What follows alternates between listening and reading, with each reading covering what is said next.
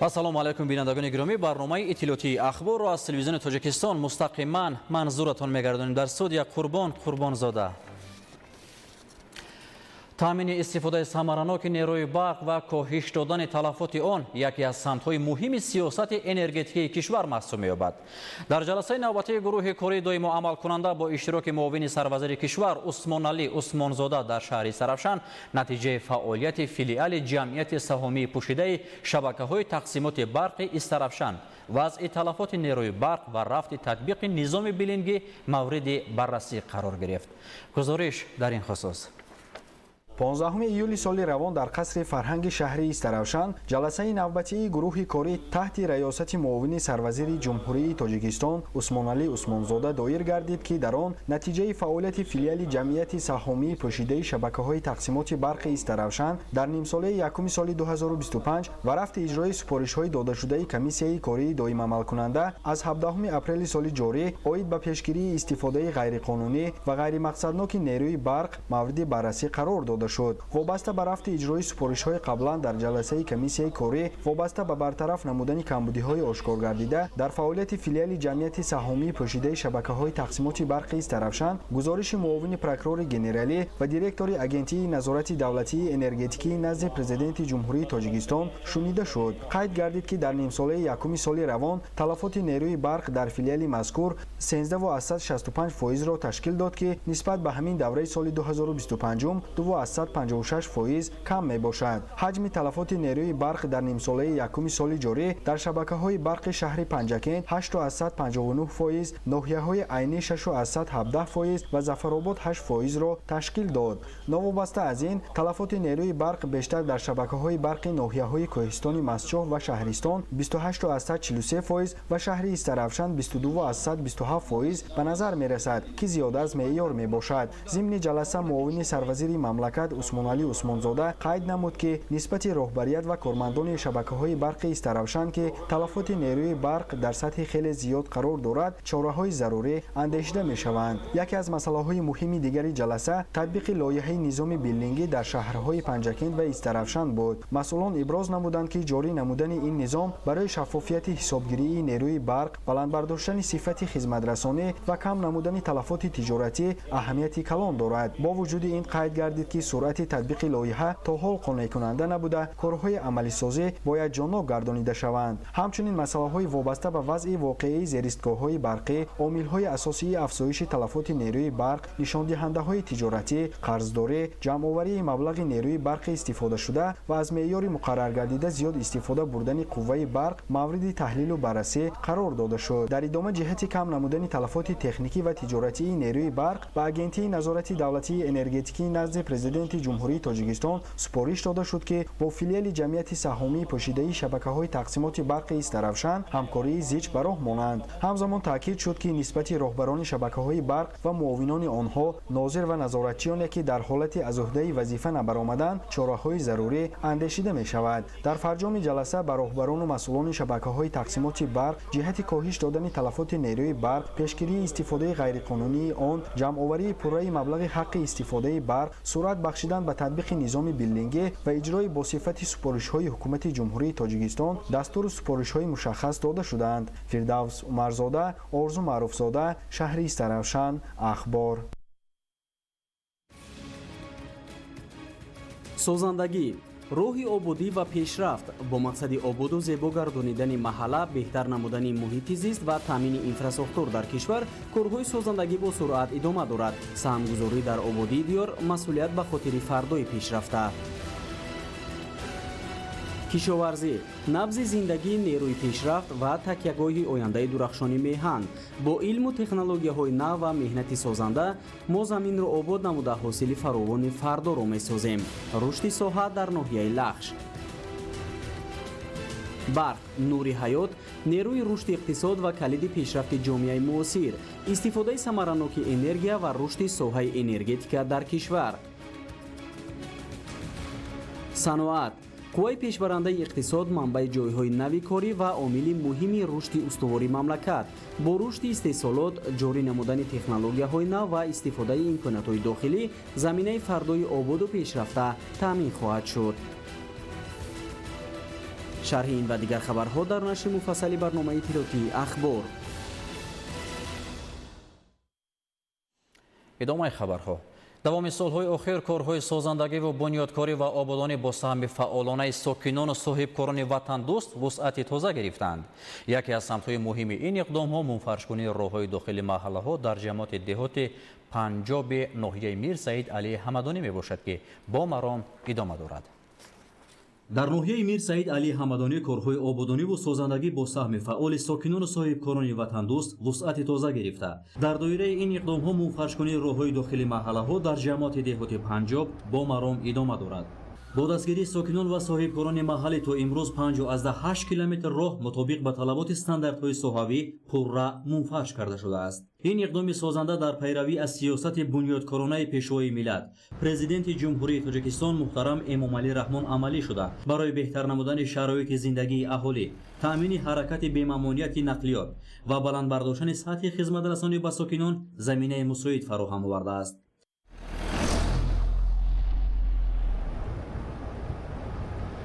همزمان لایحه منفرش‌کنی راه‌های محله‌های سراب و چارباغ نیز تهیه گردیده.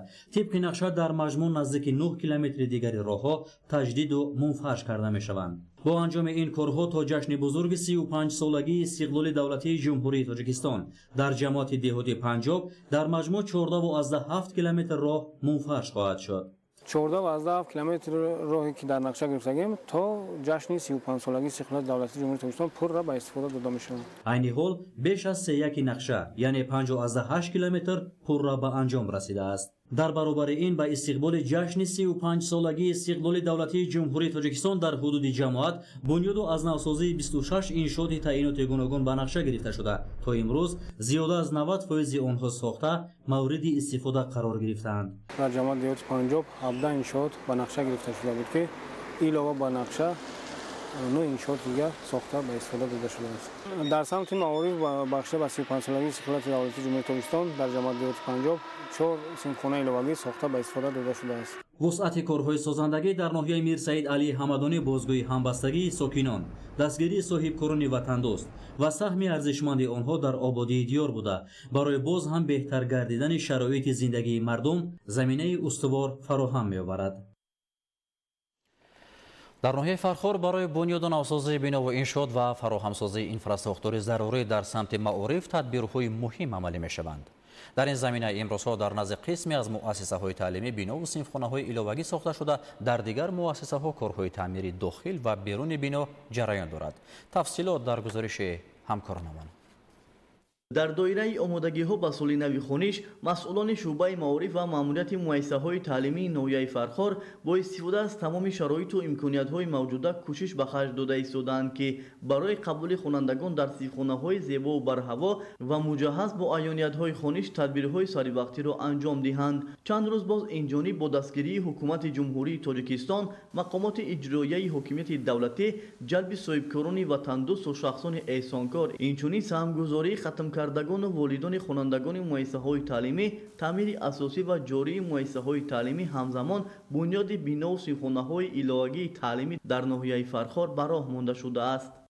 نقطه رو اقتباس از اثر پیشوای ملت چهره ماندگار قید کردنی هستند که اگر شرف خواهی، اگر حیات خواهی، اگر آینده خواهی، هرچی تیزتر و بیشتر به شاهراه معارف قدم گذار. امروز هم مردم با آر و ناموس فرخار، صاحبکارا، پدر و مادران، آموزگاران در رفت تعمیر در مؤسسه‌های تعلیمی کمک خود را رسانیده ایستادند. با دل پر گفته می‌توانیم که تا سال نو خوانش همه مؤسسه‌های تعلیمی ناحیه فرخار در سطح خوب از تعمیر کپیتالی می‌برند. در همین زمینه در اکثر مؤسسه‌های تعلیمی ناحیه علاقه داخل و بیرون بنا رنگ و بار، میز و کرسی‌ها و در و تیره‌زاهای تعمیر طلب پورا تعمیر گردیده برای سال نو تحصیل آماده کرده شدند. در دایره چنین تدبیرها همزمان تالارهای ورزشی و مجلسگاه مؤسسه تحصیلات میانه عمومی رقم 25 دهه گلشن که چند ساله‌ها تعمیر نگردیده بودند از تعمیر اساسی برآورده истифода шуданд.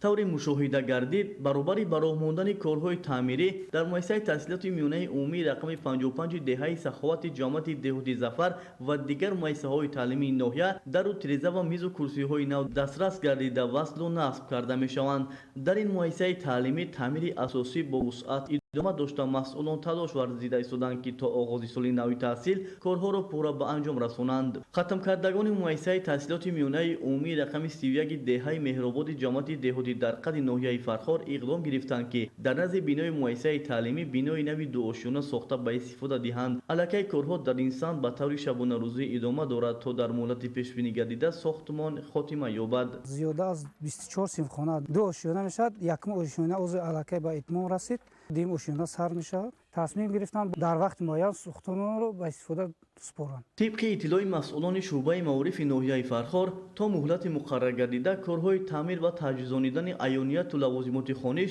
дар муассиса ва биноҳои иловагии таълимӣ сомон дода мешавад. дар заминаи дастуру супоришҳои пайвастаи президенти ҷумҳурии Тоҷикистон пешвои миллат муҳтарам Эмомалӣ Раҳмон ҷиҳати таъмини шароити арзанда барои таълиму тарбия ва таҳсили насли наврас масъулони соҳа муваззаф гардиданд. Анваршоҳ Сайдализода, Сайҳомиди Шариф, ноҳияи Фархор, ахбор. дар идомаи ҳамин мавзӯъ ободии роҳҳо дар ноҳияи Ҷабор Расулов низ имрӯз ба яке аз муҳимтарин самтҳои корҳои созандагӣ табдил ёфтааст. бо саҳми соҳибкорон ва сокинони ватандӯст роҳҳо пайваста навсозӣ шуда маҳаллаҳо симои тоза касб менамоянд. ин иқдомҳо бозгоҳи фарҳанги баланди ободкорӣ ва ҳисси масъулияти шаҳрвандӣ буда барои беҳтар намудани шароити зиндагии мардум ва рушди устувори ноҳия заминаҳои мусоид фароҳам овардааст. гузориш дар ин хусус. дар баробари сохтмон, навсозӣ ва таъмиру тармими иншооти соҳаҳои иқтисодиву иҷтимоӣ, ободонии роҳҳо ба яке аз самтҳои афзалиятноки корҳои созандагӣ дар ноҳияи Ҷаббор Расулов табдил ёфтааст. бо дастгирии мақомоти иҷроияи ҳокимияти давлатӣ ва ташаббуси сокинони ватандӯст, маъракаи ободонии роҳҳо ва маҳаллаҳо рӯз аз рӯз вусъати бештар касб намуда, барои истиқболи шоистаи ҷашни 35-солагии истиқлоли давлатии ҷумҳурии Тоҷикистон заминаи мусоид фароҳам меорад. дар солҳои охир роҳсозӣ дар ноҳияи Ҷаббор Расулов ба як ҳаракати воқеан умумимардумӣ мубаддал гардидааст. танҳо дар соли 2025 дар ҳудуди ноҳия зиёда аз 200 километр роҳҳои аҳамияти маҳаллӣ дошта таъмиру таҷдид, навсозӣ ва мунфарш гардиданд. тибқи нақша то таҷлили 35-солагии истиқлоли давлатӣ бо зиёда аз 200 километр ҷодаҳои таъмирталаб бо саҳми соҳибкорони маҳаллӣ таъмиру мунфарш хоҳад шуд. ин омор аз иштироки фаъоли мардум дар корҳои ободонӣ ва тақвият ёфтани фарҳанги созандагӣ дарак медиҳад. ساکنان ما همین تصمیم گرفتن که 35 سالگی استقلالیت به کوچه های قشلاق همش 100% اسفالت کردن به این سال نقشه گرفتیم که 30 کیلومتر اسفالت پوش میکنیم. امروز ساکنان جماعت دیوتی سامانیان که بیش از 20,000 نفر اهالی دارند در آبادانی راههای محله ها فعالانه سهم میگذارند. عین زمان با تشبوس ساکنان و دستگیری صاحبکاران کوچه های داخلی محله ها برای منفرش کنی آماده گردیده کارهای ساختمانی با صورت خوب ادامه دارند. پهنای راه از 3.5 تا 5 متر در راه اساسی راههای اساسی که میشه تا 7 متر میشه پهنایش. همبستگی ساکنان، دستگیری صاحبکاران و همکاری زیج با مقامات محلی امروز به نیروی اساسی کارهای آبادانی در ناحیه تبدیل یافته است. محض چنین همدلی و مسئولیت شناسی شهادت می‌دهد که رشد محل تنها وظیفه دولت نیست بلکه ثمره اشتراک فعالانه هر یک شهروند میباشد.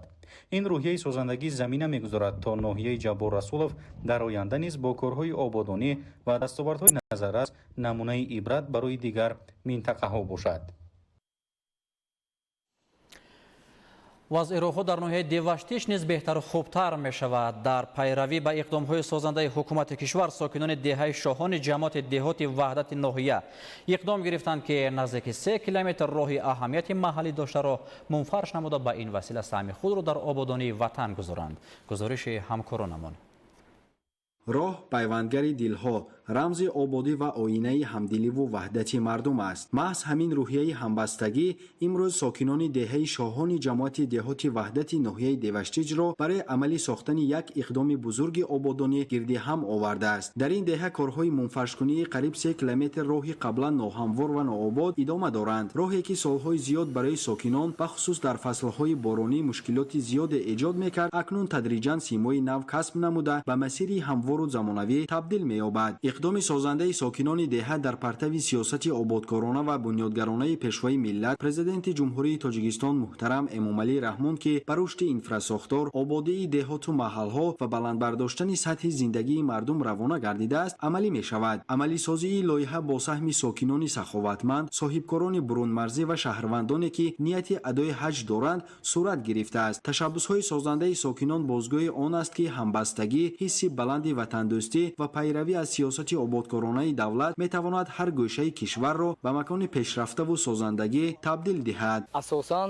аҳолии деҳаи мо бисёртар машғуланд ба парвариши картошка ва аз даромади он мо ин асфалтпӯшро кардем, ин иқдомро гирифтем ва оянда боз дигар нақшаҳоро дар орзу дорем. паҳноии роҳ 5 метрро ташкил медиҳад ки он барои таъмини ҳаракати бехатар ва осони нақлиёт мусоидат хоҳад кард. бо анҷоми корҳои мунфашкунӣ беш аз 2000 нафар аҳолии деҳаи шоҳон аз роҳи ҷавобгӯ ба талаботи рӯз баҳраманд хоҳанд шуд. корҳои сохтмониро ҷамъияти дорои масъулияти маҳдуди суғдроҳсоз бо риояи меъёрҳои соҳавӣ анҷом медиҳад. ин ташаббус бори дигар собит месозад ки вақте ҳадаф ободии ватан ва беҳбудии зиндагии мардум бошад, ҳамбастагӣ бузургтарин нерӯ мегардад. бо ҳамин иқдоми ҷавонҳо имрӯз дар ҳамин деҳа кор рафт истодааст ва оянда кӯшиш ба харҷ медиҳем ки роҳҳои боқимондаро асфалтпӯш кунем, биноҳоро обод кунем, бунгоҳҳои тиббӣ ташкил кунем. бо чунин ташаббусҳои ватандӯстона сокинони заҳматқарини деҳаи шоҳони ҷамоати деҳоти ваҳдат дар татбиқи ҳадафҳои стратегии давлат, истиқболи арзандаи ҷашни 35-солагии истиқлоли давлатии ҷумҳурии Тоҷикистон ва боз ҳам ободу шукуфон гардидани Тоҷикистони азиз саҳми арзандаи худро мегузоранд. Фирдавс Умарзода, Орзу Маъруфзода, ноҳияи Деваштиҷ, Ахбор. дар шаҳри Турсунзода ба истиқболи ҷашни 35-солагии истиқлоли давлатии корҳои ободониву созандагӣ бо маром идома доранд. дар баробари мунфаршкунии роҳҳо ва беҳсозии инфраструктури шаҳр ба навсозии муассисаҳои соҳаи тандурустӣ низ таваҷҷӯҳи махсус зоҳир шуда. дар беморхонаи марказии шаҳр корҳои таъмиру барқарорсозӣ, навсозии шуъбаҳо ва муҷаҳҳазгардонӣ бо таҷҳизоти муосири тиббӣ амалӣ карда мешавад. ба истиқболи ҷашни 35-солагии истиқлоли давлатии ҷумҳурии Тоҷикистон дар шаҳри Турсунзода корҳои ободониву созандагӣ, мунфаршкунии роҳҳои дорои аҳамияти маҳаллӣ, бунёду навсозии иншооти иҷтимоӣ ва беҳтар намудани инфраструктури шаҳр бо сурат идома дорад. дар амалисозии ин иқдомҳо сокинон, соҳибкорон ва фаъолони шаҳр иштироки фаъолона дошта, бо ҳисси баланди ватандӯстӣ барои ободу зебо гардонидани маҳалли зист ва фароҳам овардани шароити мусоиди зиндагӣ саҳми арзандаи худро мегузоранд. мунфаршкунии роҳҳо ба беҳтар шудани инфраструктури шаҳр, таъмини ҳаракати бехатару ба роҳати воситаи нақлиёт ва осон гардидани рафтуомади шаҳрвандон мусоидат менамояд. дар доираи корҳои ободонӣ, роҳҳои атрофи беморхонаи марказии шаҳри Турсунзода пуррамунфарш карда шуданд. ҳамзамон бо мақсади баланд бардоштани сатҳи хизматрасонии тиббӣ дар беморхонаи марказӣ як қатор корҳои таъмиру навсозӣ анҷом дода шуданд. бо дастгирии соҳибкорон биноҳои беморхона аз таъмири асосӣ бароварда шуда, шӯъбаҳои таваллудхона ва модару кӯдак пурранавсозӣ гардиданд. айни замон корҳои таъмиру барқарорсозӣ ва зебо намудани намои берунии бинои беморхона идома дорад. барои беҳтар намудани сифати хизматрасонии тиббӣ инчунин таҷҳизоти муосир ба беморхона дастрас карда шудааст. аз ҷумла дастгоҳи рақамӣ сайёри рентгенӣ мавриди истифода қарор гирифта, имкон фароҳам меорад ки беморон бевосита дар бистари табобат ташхис карда шаванд. худи дохили беморхона ошонаи якуми беморхона бо пурраи таъмир шуда, дар шӯъбаҳо таъмир рафта истодааст. қариб дар ин рӯз гуфта метавонем ки 80% шӯъбаҳои беморхона бо пурраги таъмир шуданд ва дар боқимонда шӯъбаҳо таъмир рафта истодааст ва то ҷашни 35-солагии истиқлолият боварӣ дорем ки ҳамеш ба итмом мерасад. дар маҷмӯъ дар доираи нақшачорабиниҳо бахшида ба 35-солагии истиқлоли давлатии ҷумҳурии Тоҷикистон дар шаҳри Турсунзода бунёду барқарорсозии 459 иншооти таъиноти гуногун ба нақша гирифта шудааст. то имрӯз 423 иншоот мавриди истифода қарор гирифта, корҳои сохтмонӣ дар иншооти боқимонда тибқи нақша идома дорад. در موضع سرخک جماعت دیهات لنگرشاه ناحیه تاجیک‌آباد کارهای ساحل مستحکم کنه جهت پیشگیری خطر خرابشوی شاهراه بین المللی که ناحیه‌های لخش و تاجیک‌آباد را به شهر دوشنبه می‌پیوندد ادامه دارد. هدف از عملی سازی این تدبیرها پیشگیری عاقبت‌های آفات طبیعی، حفظ شاهراه بین المللی و تأمین حرکت بی‌خطر واسطه‌های نقلیات میباشد. در موضع سرخکی جماعت دیهات لنگرشاه ناحیه تاجیک‌آباد کارهای ساحل مستحکم کنی جهت پیشگیری خطر خرابشوی شاهراه بین المللی که ناحیه لخش و تاجیک‌آباد را با شهر دوشنبه می‌پیوندد ادامه دارد. طبق اطلاع مسئولان، همساله در موسم گرما بر اثر بلند شدن سطح آب دریای سرخاب مجرای دریا تغییر یافته به ساحل نزدیک می شود. در نتیجه خطر شسته شدن قطعه‌های علاهیده شاهراه بین المللی به وجود می آید. در نیمه دوم ماه ایول سال روان نیز سطح آب دریای سرخاب بالا رفته مجرای آن تا مسافه نزدیک به شاهراه رسید. با در نظر داشته وضع، کارمندان مؤسسه‌های نگهداری راه‌های اتومبیلگرد در همکاری با بخش کمیته حالت‌های فوق‌العاده و مدافع گردنین ناحیه تاجیک‌آباد با استفاده از تکنیک مخصوص کارهای فوری ساحل مستحکم کنی و تغییر مجرای آب را انجام دادند. در نتیجه خطر خرابشوی راه پیشگیری گردید. با فرا رسیدن فصل گرما و آبشوی پیریخا در یک خطر منطقه‌های کوهی جمهوری احتمال بلند شدن سطح آب دریاها و سر زدن آفات طبیعی زیاد می‌گردد. از این رو تطبیق سریع چاره‌های پیشگیری کننده برای حفظ محل‌های اهالی‌نشین، انشاءات مهم انفراستراکچوری و راه‌های نقلیاتی اهمیت مخصوص دارند. هدف از عملی‌سازی این تدبیرها پیشگیری عاقبت‌های آفات طبیعی، حفظ شاهراه‌های بین‌المللی، تأمین حرکت بی‌خطری واسطه‌های نقلیات و فراهم آوردن شرایط مساعد برای گزارش به ممانعت آب‌های سیلی میباشد. بختیار مهرالدین، تاجیک‌آباد، اخبار. حجم استحصال محصولات صنعتی در 5 ماه سال 2026 نسبت به همین دوره سال 2025 با نرخ‌های مقایسوی 13.4% افزایش یافته است. رشد ساحه صنعت در زمینه بنیاد و برقرارسازی کارگاه و کارخانه‌های نو و افزایش یافتن حجم اقتدارهای استحصالی تامین شده است. شرح موضوع در تهیه همکارانمان. رشد ساحه صنعت و در زمینه بنیاد و برقرارسازی کارگاه و کارخانه‌های معاصر افزایش دادن حجم اقتدارهای استحصالی نه تنها اهمیت مهم اجتماعی اقتصادی دارد، بلکه برای ماندن استحصال محصولات رقابت‌پذیر به صادرات نگرانده شده وطنی عامل اساسی معرفی بیشتری مال و محصولات تاجیکستان در خارج مملکت می‌گردد. در 5 ماه سال 2026 در دایره هدف‌های مهم رشد و اقدام‌های بزرگ سازندگی به استقبال جشن 35 سالگی استقلال دولتی نه تنها شماره کارخانه‌ها و حجم استحصالات افزایش داده شده است، بلکه به مسئله استحصال نامگوی نوی محصولات وضع کننده واردات دقت اولین درجه ظاهر گردیده در برابر تامین طلبات همزمان صادرات مال و محصولات وطنی به خارج مملکت بیشتر گردیده است. حجم استحصال محصولات صنعتی در تاجیکستان 13.4% افزایش یافت.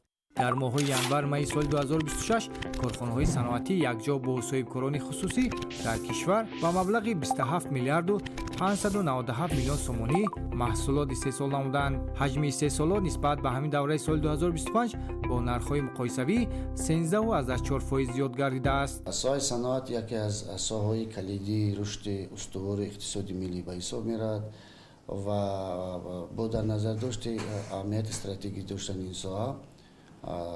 این ساحه در جمهوری سال از سال رشد یافته ایستاده است، یعنی تمایل رشد دارد و صنعتکنانی با صورت کشور که یکی از هدف‌های کلیدی صادرات مملکت به حساب می‌رود و امروز مطابق معلومات اموری حجم استحصال محصولات صنعتی در 5 ماه سال جاری با 27.6 میلیارد سومانی برابر گردید که این نشان دهنده نسبت به همین دوره سال گذشته به اندازه 13.4% افزایش یافته است.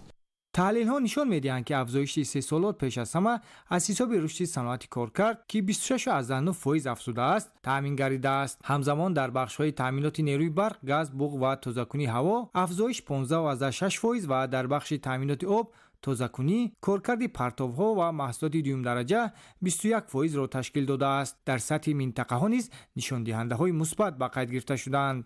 سرعت رشد استحصال محصولات صنعتی در شهر دوشنبه به 123.7% رسیده، در ولایت ختلان 113%، ولایت سوق 112.5%، ولایت مختار کوهستانی بدخشان 112% و ناحیه‌های تابع جمهوری 101% را تشکیل داده است. رشد ساحه صنعت در سطح منطقه نیز برآلا مشاهده می‌گردد و امروز بلندترین سرعت رشد ساحه صنعت در شهر دوشنبه به قید گرفته شده است که به اندازه 23.6% سرعت رشد تامین شده است و در برابر این رشد ساحه صنعت در دیگر منطقه و از جمله در ولایت سوخت به اندازه 12.5%، ولایت مختار کوهستان بدخشان 12%، ولایت ختلان 13% و شهر نوی توبه به اندازه 0.1% رشد یافته است. تا آخر ماه می سال روان در جمهوری 3989 کارگاه و کارخانه‌های استحصالی فعالیت نمودند. از این شماره 371 کارخانه در بخش استخراج، 3444 کارخانه در صنعت کارکرد، 72 کارخانه در بخش تامینات نیروی برق، گاز، بوق و تازه‌کنی هوا و 102 کارخانه در بخش تامینات آب و کارکرد پرتاب‌ها فعالیت دارند. در 6 ماه سال روان از شهر اصفهان با کشورهای خارجی درو نزدیک 16.9 تن محصولات کشاورزی از جمله 15.8 تن خشک میوه صادرات کرده شده است. در صادرات میوه خشک کارکرد شده سهم کارخانه‌های صنعتی شهر نظر رسمی باشد. گزارش در این خصوص. در شهر اصفهان 12 کارخانه با کارکرد میوه خشک مشغول بوده برای زیاد نمودن حجم صادرات و استفاده تکنولوژی نو تدبیرهای ضروری اندیشیده می شود. سالهای آخر با دستگیری و توجه خاصه حکومت مملکت به رشد ساحه صنعت افضلیت بیشتر داده شده. در نتیجه همکاری های سودمند با شریکان جغرافی صادرات مال و محصولات وسیع می گردد. جمعیت دارای مسئولیتش محدود آرا اصفهان دوام 6 ماه سال روان از میوه های شهردار تاجیکستان با مبلغ عمومی بیش از 13 میلیون و 416 هزار سامانه محصولات استحصال نموده است که این محصولات از لحاظ اکولوژی تازه در بازار داخل و خارج طلبات زیاد دارد. مسئولین جمعیت اطلاع دادند که میوه خشک با بندوبست زمانوی که در خارج از کشور به این محصولات طلبات بیشتر است صادرات کرده می شود. سمت اساسی فعالیت تشکیلات ما این با استحصالات، کارکرد، بندوبستی و صادرات میوه خشک به بازارهای خارجی می باشد. کارخانه ما با استفاده از تکنولوژی معاصر فعالیت خود را به راه مانده. میوه های خشک را به مملکت های خارجی اساساً زردآلو خشک و دیگر نامگاه میوه های خشک را صادرات میکنیم. محصولات ما اساساً به مملکت های فدراسیون روسیه و یک قطار مملکت های اروپا صادرات کرده می شود. حجم استحصالات در 6 ماه سال 2026 زیاده از 600 تن را تشکیل داده است. با زیاد کردن حجم استحصال محصولات ما در تامین امنیت آذوقه‌واری مملکت و منطقه سهم ارزنده خود را گذاریم. باید تذکر داد که کارخانه‌های صنعتی کارکرد و بندوبست میوه خشک اشیاء خام را از تمام منطقه‌های جمهوری طریق شرطنامه دسترس می‌کنند. یکی از سمت‌های افضلیت‌ناک استحصال محصولات صنعتی این به طور شایسته در سطح جهانی معرفی کردن محصولات به معیارهای جهانی جوابگوی میباشد. در این راستا صنعتچیان برای در آینده باز هم وسیع نمودن دایره فعالیت، زیاد نمودن نامگوی محصولات استحصال شونده، واردسازی دستگاه و تجهیزات معاصر و بلندبرداری اعتبار تمغه استحصال تاجیکستان تدبیرهای علاوگی میاندیشند. صنعتچیان اصفهان عزم دارند که از حساب افزون نمودن حجم صادرات محصولات به خارجه در مستحکم نمودن موقع تاجیکستان و غنی ساختن بودجه دولت سهم شایسته گذارند. صابر ایوبی، صاحبان قربان، شهر اصفهان، اخبار. تطبیق هدف‌های استراتژی ملی به خصوص صنعت کنونی با صورت کشور یکی از سمت‌های مهم سیاست دولتی به حساب می‌رود. با همین مقصد با ابتکار کمیته اجرایی حزب خلقی دموکراتی تاجیکستان در شهر باختر سفر آموزشی گروه حزبیان در شهر باختر دایر شد. شرح بیشتر در تهیه همکارانمان. با ابتکار کمیته اجرایی حزب خلقی دموکراتی تاجیکستان در شهر باختر در همبستگی با مقامات اجرایی حکومت دولتی شهر باختر با مقصد تقویت حس وطندوستی و خودشناسی ملی سفر آموزشی گروه حزبیان از شهر ناحیه‌های ولایت ختلان در شهر باختر برگزار گردید.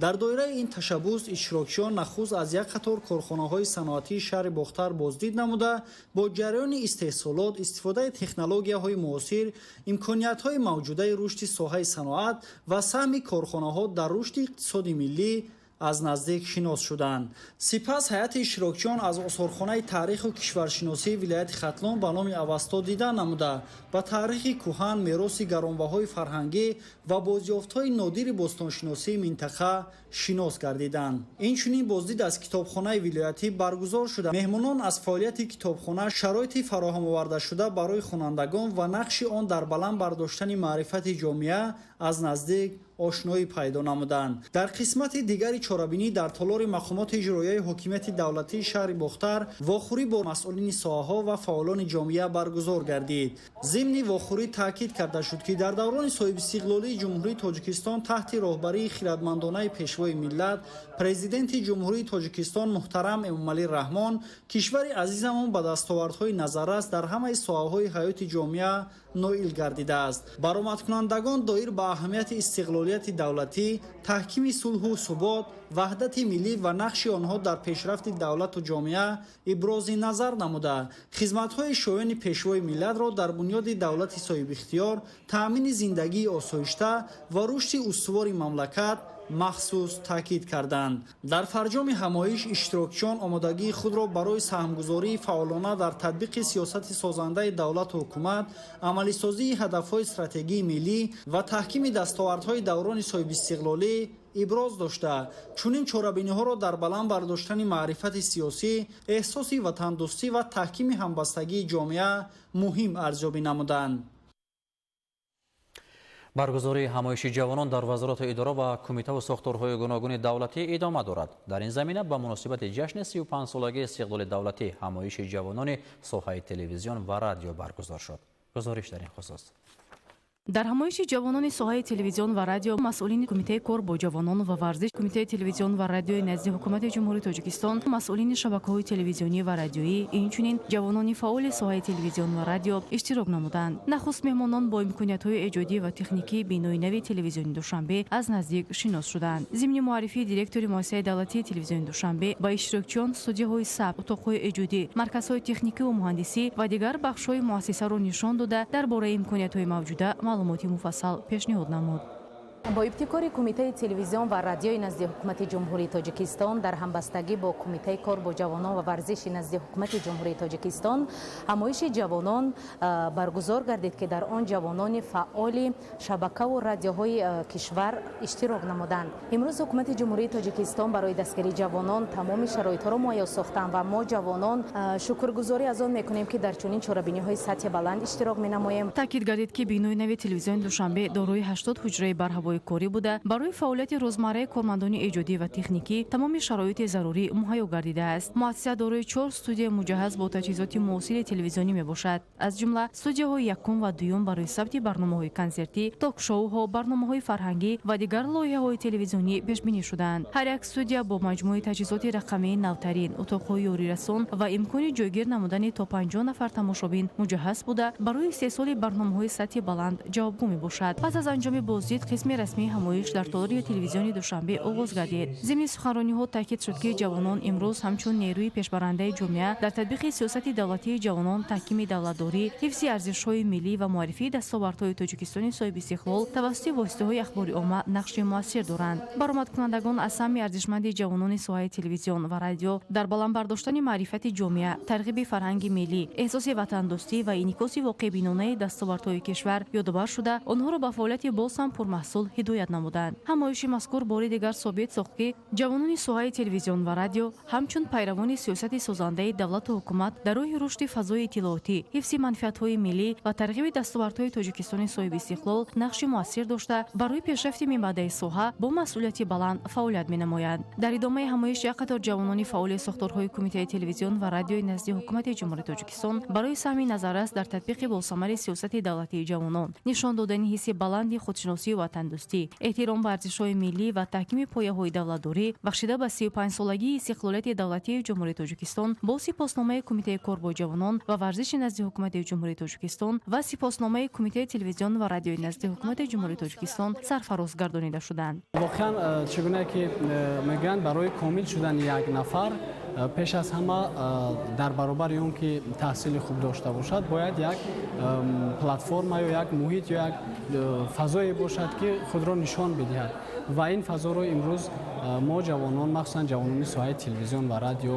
хеле хуб дорем ва хеле хуб истифода ҳам мекунем ва бисёр шодем ва дар баробари мо дар тамоми сохторҳову ниҳодҳое ки дар кишвар ҳастанд боварӣ дорам ки ин фазо фароҳам аст, фарох аст ва ҷавонон метавонанд ки озодона фаъолият бикунанд. дар фарҷуми ҳамоиш барномаи рангини фарҳангӣ бо иштироки ҳунармандони дастаҳои эҷодии кумитаи телевизион ва радиои назди ҳукумати ҷумҳурии Тоҷикистон манзури ҳозирин гардида ба чорабинӣ шукӯҳ шомати тоза бахшид. дар 6 моҳи соли равон дар корхонаҳои саноатӣ ба маблағи зиёд аз 600 миллион сомони маҳсулоти саноатӣ истеҳсол шудааст ки нисбат ба ҳамин давраи соли 2025 ба маблағи зиёд аз 150 миллион сомонӣ зиёд мебошад. дар ин хусус имрӯз зимни нишасти матбуотӣ масъулини ноҳияи Шоҳмансури шаҳри Душанбе иттилоъ дод. гуфта шуд ки аз 174 корхонаи истеҳсолӣ ҳаҷми истеҳсол 105 корхона зиёд шуда дар 40 корхона бо сабаби пайдо нашудани талабот иҷрои ӯҳдадориҳо кам шуда 29 корхона фаъолият накардааст. иттилоъ дода шуд ки дар 6 моҳ ҳаҷми истеҳсоли маҳсулоти кишоварзӣ дар ҳама шаклҳои хоҷагидори ноҳия ба 8531 тонна расонида шуд ки нисбат ба ҳамин давраи соли 2025 970 тонна ё 12.8% аз нақша иҷро шудааст. аз ҷумла дар хоҷагиҳои деҳқонӣ ва ҷамъияти 671.5 тонна ғаладонагиҳо, 1501.5 тонна картошка ва 2648 тонна сабзавот ҷамъоварӣ шудааст. инчунин аз 150 гектар заминҳои наздиҳавлигӣ 750 тонна маҳсулоти гуногуни кишоварзӣ ҷамъоварӣ карда шудааст. дар нишаст ҳамчунин иттилоъ дода шуд ки корҳои ободонӣ вусъат ёфта дар ҳудуди ноҳия 163994 бех дарахтони ороишӣ ва сояафкан шинонида шуда масоҳати 32470 метри мураббаъ сабз корӣ карда шудааст. дар 6 моҳи соли 2026 дар ноҳияи фирдавсии шаҳри Душанбе 225 коргоҳу корхонаи саноатӣ фаъолият намуда ҳаҷми умумии маҳсулоти саноатӣ истеҳсол шуда ба бештар аз 970 миллион сомонӣ расидааст.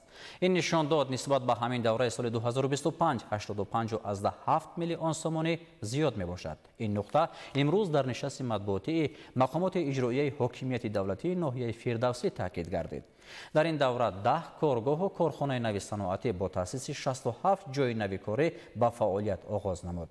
бахшида ба ҷашни 35-солагии истиқлоли давлатӣ дар ҳудуди ноҳия сохтмони 109 бинои баландошиёна, 9 бинои муассисаи таҳсилоти миёнаи умумӣ, сохтмони 7 муассисаи томактабӣ, бунёду навсозии 29 корхонаи саноатӣ ва бунёди 5 гулгашт дар назар аст. имрӯз дар тулури раёсати Академияи Миллии илмҳои Тоҷикистон оид ба ҷамъбасти фаъолияти академия дар 6 моҳаи аввали соли 2026 нишасти матбуотӣ баргузор шуд. таъкид гардид ки дар 6 моҳаи аввали соли 2026 олимони Академияи Миллии илмҳои Тоҷикистон таҳқиқотро аз рӯи 99 мавзӯъ аз ҷумла 65 мавзӯи илмӣ таҳқиқотии бунёдӣ, 9 мавзӯи илмӣ таҳқиқотии амалӣ ва 25 мавзӯи илмӣ таҳқиқотии бунёдию амалӣ идома дода натиҷаҳои назаррас ба даст оварданд. таъкид гардид ки аз рӯи натиҷаҳои илмии ба даст омада 6 моҳаи аввали соли ҷорӣ аз ҷониби кормандони муассисаҳои илмии Академияи Миллии илмҳои Тоҷикистон беш аз 1320 кори илмӣ ба нашр расонда шуд. در دوره آمادگی با تجلیل جشن 35 سالگی استقلال دولتی در اکادمی ملی علم‌های تاجیکستان یک قطار کارهای آبادانی و سازندگی و تحکیم زمینه مادی و تکنیکی مؤسسه‌های علمی انجام داده شدند. از جمله بنای نو زمانوی انستیتوت اقتصادیات و دموگرافیای اکادمی ملی علم‌های تاجیکستان مورد استفاده قرار داده شد. همچنین در اگنتی امنیتی خیمیایی، بیولوژی، رادیاسیونی و یادرویی اکادمی ملی علم‌های تاجیکستان دو آزمایشگاه نو، آزمایشگاه تحقیقاتی ترانسفورماسیای تکنولوژی محیط گیولوژی، نظارت رادیاسیونی و امنیت یادرویی و آزمایشگاه معین کنی مول‌های تعییناتشان دو طرفه به استفاده داده شد. در انستیتوت زبان و ادبیات به نام ابو عبدالله رودکی اکادمی ملی علم‌های تاجیکستان نیز دو گنجینه فولکلور و گنجینه شعبه فرهنگ‌نگاری و اصطلاحات تأسیس یافته مورد بهره برداری قرار گرفتند. در دانشگاه ملی تاجیکستان سال 2026 دو شورای نوی دیسرتاسیونی، شورای ادبیات شناسی و شورای روزنامه‌نگاری به فعالیت شروع نمود. در این خصوص امروز ضمن نشست مطبوعاتی ریاست دانشگاه ملی تاجیکستان اطلاع داد. ابراز گردید که تأسیس شورای دیسرتاسیونی از روی اختصاص‌های روزنامه‌نگاری طلبات زمان میباشد. اطلاع داده شد که دانشگاه ملی تاجیکستان با رده‌بندی تحصیلات عالی تایمز وارد گردیده بین 1646 دانشگاه بانفوذ دنیا از 116 دولت مقام نمایان را صاحب گردید. در رده‌بندی نامبر شده با دانشگاه‌ها از روی 17 هدف رشد استوار سازمان ملل متحد بها گذاشته می شود. در ناحیه شغنان بر رشد زنبور عسل پروری توجه خاصه ظاهر می گردد. امروز این ساحه به یکی از بخش‌های مهم کشاورزی ناحیه تبدیل یافته در تأمین امنیت عضوقواری، تأسیس جای‌های نویکاری و بلند برداشتن سطح نیک و احوال ساکنان سهم نظر است می‌گذارد.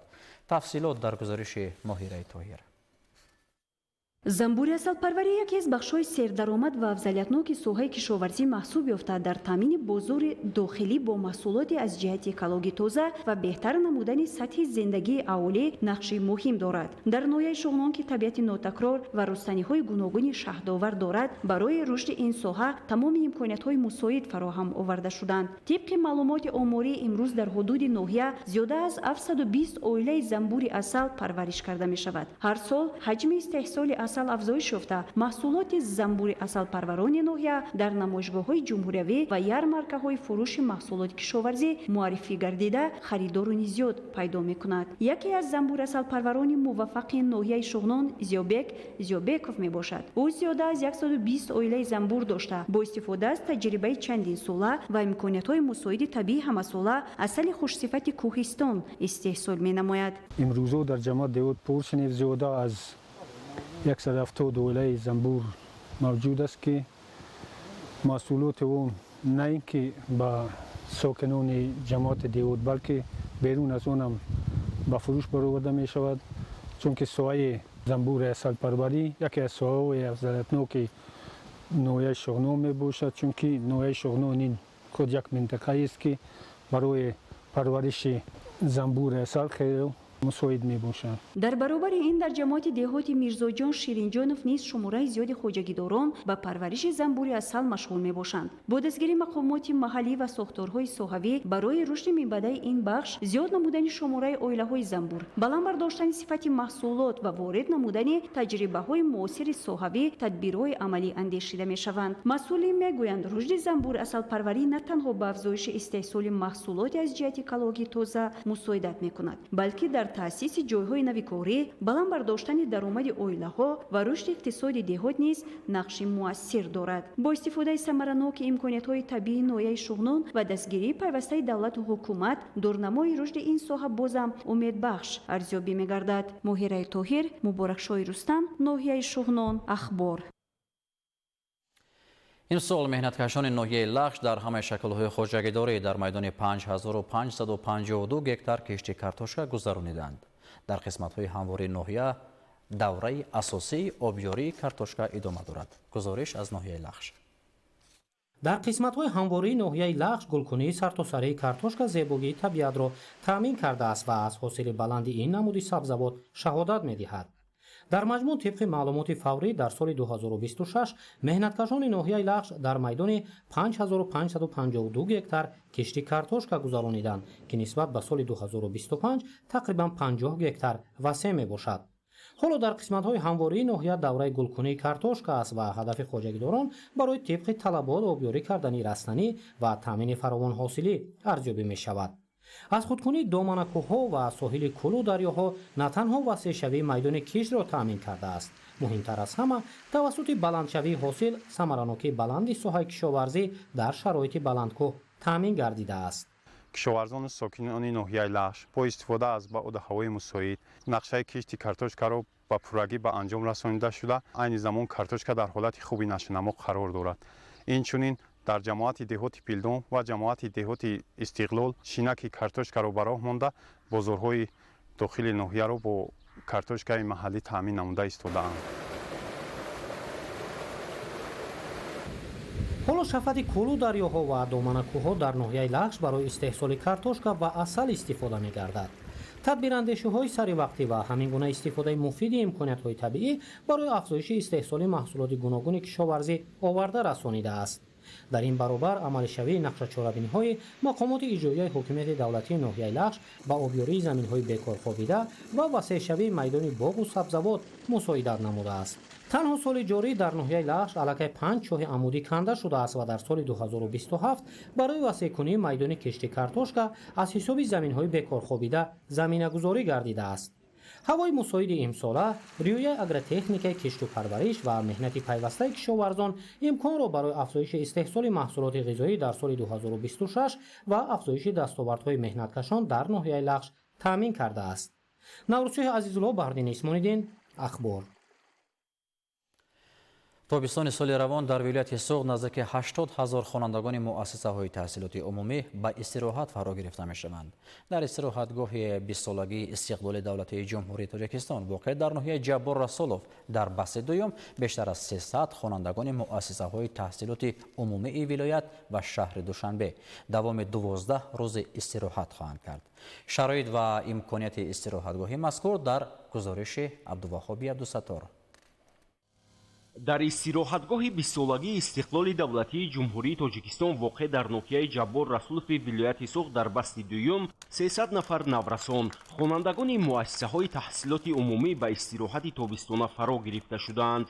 шароити мусоид дар заминаи бунёди инфрасохтор ба монанди хобгоҳҳои замонавӣ, синфхонаҳои барҳаво барои баргузории машғулиятҳои гуногун дар доираи маҳфилҳои амалкунанда, китобхона, толори фарҳангӣ, ошхона, майдончаҳои варзишӣ ва ҳавзҳои шинобарӣ ба он боис гаштааст ки наврасону ҷавонон барои сипарӣ намудани давраи таътили тобистона ин маконро ихтиёр кунанд. дар ҳар баст ки дар маҷмӯъ 12 рӯзро дар бар мегирад, аз ҳама шаҳру ноҳияҳои мамлакат наврасону ҷавонон ба истироҳат фаро гирифта мешаванд. ҳамаи шароитҳо дар истироҳатгоҳ фароҳам оварда шудааст. дар инҷо маҳфилҳои варзишӣ, маҳфилҳои рақс, китобхони беҳтарин, шоҳномахони беҳтарин инчунин дар инҷо ҷамъбаст карда мешавад. инчунин мо театри лӯхтак ва сайругашт ба ҷойҳои таърихии вилояти Суғдро низ ташкил карда истодаем. дар басти якум агар наздики 100 нафар хонандагон аз шаҳру ноҳияҳои вилояти Суғд ба истироҳат фаро гирифта шуда бошанд, дар басти дуюм аз шаҳри Душанбе низ муҳассилини муассисаҳои таҳсилоти умумӣ барои хубу хотирмон сипарӣ намудани давраи таътили тобистона ба ин ҷо омадаанд. дар истироҳатгоҳи 20-солагии истиқлоли давлатии ҷумҳурии Тоҷикистон барои солимгардонӣ ва инкишофи нерӯи эҷодии наврасону ҷавонон вобаста ба синну сол бештар аз 10 маҳфил амал мекунад. шароитҳои ин истироҳатгоҳ хеле хуб аст, манзараҳои зебо. ба ин истироҳатгоҳ омада дӯстони хеле зиёд пайдо кардам аз дигар шаҳру ноҳияҳо. дар инҷо маҳфилҳои расмкашӣ ва рақскунӣ мавҷуд аст. و من اساسا محفلی رسمکشی پسند آمد برای آنکه در این استراحتگاه منظره های زیبا موجود است. وقتی که من منظره های زیبا را میبینم من الهام رسمکشی پیدا میکنم و منظره زیبای این استراحتگاه را تصویر می‌نمایم. من سال آینده هم می‌خواهم که به این استراحتگاه آیم و به دیگر کودکان هم توصیه می‌دهم که به همین استراحتگاه آمده تعطیل تابستانی خود را خوش و خاطرمان سپری نمایند. در یک وقت در استراحتگاه سالمگردانگی کودکان به نام سالگی استقلالیت می‌توانند زیاد از 300 نفر خوانندگان استراحت نمایند. истироҳатгоҳи наврасону ҷавонон ба номи 20-солагии истиқлоли давлатии ҷумҳурии тоҷикистон дар ноҳияи ҷаббор расулов масоҳаташ 6.5 гектар буда соли 2011 сохта ба истифода дода шудааст. истироҳатгоҳ дорои 6 бинои дуошонаи хобгоҳ ва дигар иншооти зарурӣ буда тобистони имсол имкони ба истироҳат фаро гирифтани бештар аз 1000 нафар хонандаро дорад. дар назар аст ки моҳи август дар басти чорум бо кӯмаки молиявии мақомоти иҷроияи ҳокимияти давлатии вилояти Соғд 300 нафар хонандагони болаёқат, ятиму бепарастор ва ғолибони озмуну олимпиадаҳо ройгон ба истироҳат фаро гирифта шаванд. абдуваҳоби абдусаттор, Илёс Бобоҷон, ноҳияи Ҷаббор Расулов, ахбор. متخصصان ریاست اگنتی نظارت انرژتیکی نزد پرزیدنت جمهوری تاجیکستان در شهر حصار جهت بلند برداشتن سطح معرفت استفاده برندگان نیروی برق و استفاده ثمرناک ذخیره‌های انرژتیکی کارهای فهماندهی را منتظم به راه مانده استند. شرح موضوع در گزارش همکارانمان. در دوره چنین چورابینی‌ها میان راهبران و مسئولین یک قطار کارخانه‌های استحصالی واخوری‌های سودمند متخصصان ریاست اگنتی نظارت انرژتیکی نزد پرزیدنت جمهوری تاجیکستان در شهر و ناحیه‌های تابع جمهوری برگزار گردید. ضمن ملاقات متخصصان در شهر حصار مسئله‌های وابسته به بلند برداشتن ثمرناکی استفاده نیروی برق، رعایت طلبات قانونگذاری ساحه انرژتیک و ضرورت نصب نمودن دستگاه‌های جبران کننده قوه غیرفعال را مورد بررسی قرار دادند. متخصصان با استفاده برندگان نیروی برق شرح دادند که استفاده دستگاه‌های جبران کننده قوه غیرفعال یکی از راه‌های مهم کاهش دادن تلفات نیروی برق در شبکه‌های داخلی کارخانه‌ها میباشد. نصب چنین تجهیزات با کم گردیدن تلفات تکنیکی، بهتر نمودن صفت نیروی برق، استوار نگاه داشتن شدت برق و بلند شدن ثمرناکی فعالیت تجهیزات برقی مساعدت می‌نماید. همزمان استفاده این دستگاه‌ها می‌تواند باعث کاهش یافتن خراجات کارخانه‌ها برای استفاده نیروی برق گردد. در انجام واخوری‌ها مسئولین کارخانه‌ها برای همکاری زیچ با مقامات نظارتی و تطبیق توصیه‌های پیشنهاد شده جهت نصب نمودن دستگاه‌های جبران کننده قوه غیرفعال اظهار آمادگی نمودند. تاکید گردید که چنین کارهای فهماندهی منبع نیز با مقصد استفاده عاقلانه نیروی برق، کاهش تلفات و بلند برداشتن ثمرناکی انرژتیکی در بین همه استفاده برندگان نیروی برق ادامه خواهند یافت. در همین جا برنامه اخبار به انجام میرسد. صحت و خانه باد بمانید.